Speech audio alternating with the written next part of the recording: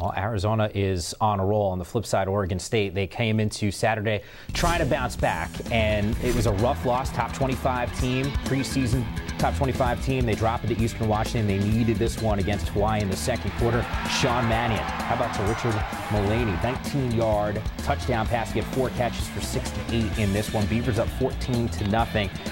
It's still, once again, it's a Hawaii team that wasn't just ready to roll over. There were a lot of Beaver fans nervous at halftime with the score being 14-14. Well, closing seconds of this first half, late hit here.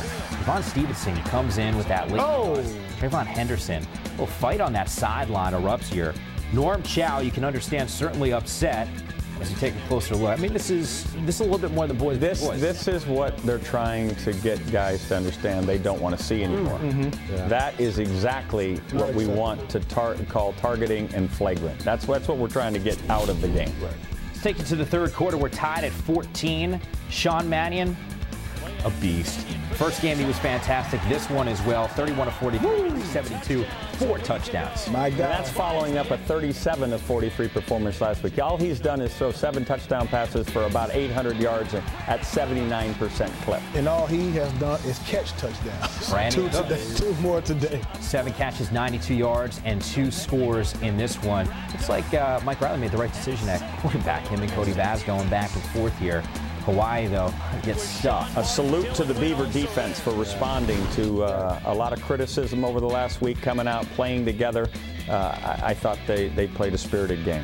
Sean Mannion, 38 career touchdowns with the 4 TD performance in this one. That is 4th all-time for the Beavers. We take you now inside their locker room.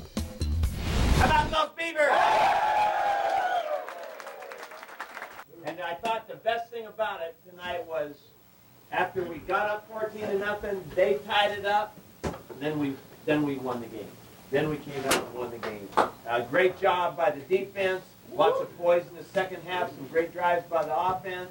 Great, intimidating special teams work. Some really, really big-time tackling down there. Fun. It looked good.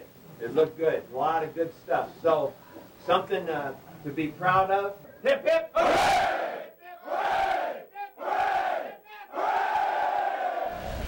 Waiting for that one. I know you were geeked. Got to do it lefty. Got to do it lefty with like Riles.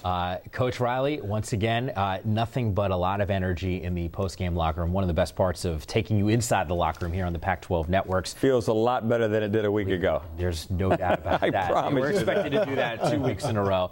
You can start this winning streak now and make it 2 in a row starting next week. But Brandin Cooks, you mentioned this in the highlight. All he's doing is catching touchdown passes. I know Paul Richardson has been putting up the wow numbers, but Cooks has been fantastic. Cooks is the go-to guy for this offense, guys. And Coach, you mentioned it. They went into halftime. It was 14-14. It was a tug of war at halftime. And guess what? Mike Riley at halftime said, look, where's my playmaker?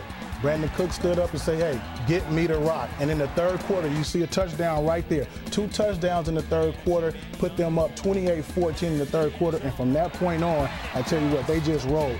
I mean, this guy is a great route runner in college. You don't really see really good route runners in college, but you saw that route right there. That's a comeback route. Normally it's just a sideline route, but when you get on the goal line, you have to take your guy in and come back out. He did just that. This kid is ready for the next level. The timing on that, too, is key for the quarterback. If he does it too soon or doesn't take it far enough in, it ruins the whole time. It doesn't give him that gap to throw the ball in. And what I like seeing him, he uses his hands to catch the ball. And young players out there, that is the way to catch the football. Use your hands. Who would have believed that after 2 weeks we'd be saying the top 2 receivers in the conference don't include Marquise Lee? Wow. Who would have believed that? Shocking. Yeah. The one thing, though, looking at the box score that stood out to me, 17 carries for Storm Woods, 50 yards. I think heading into the Still a concern. What's going on with that? Still a concern. And you wonder if maybe training camp wasn't as physical as a year ago or what have you. But the running game has to come up for the Oregon State team for them to be successful. They're a great 2 tight end. They've got some great packages. But to get teams to buy into the threat of the running game, they're going to have to show they can be more productive than they've been in the first 2 weeks. And Storm Woods and Teron Ward are going to be key to that. Yep. Positive on the defensive side as well. Hawaii 1 for 11 on third down. They struggled in week 1, obviously, trying to contain Burton Adams. So they had a hurricane. Another positive as well.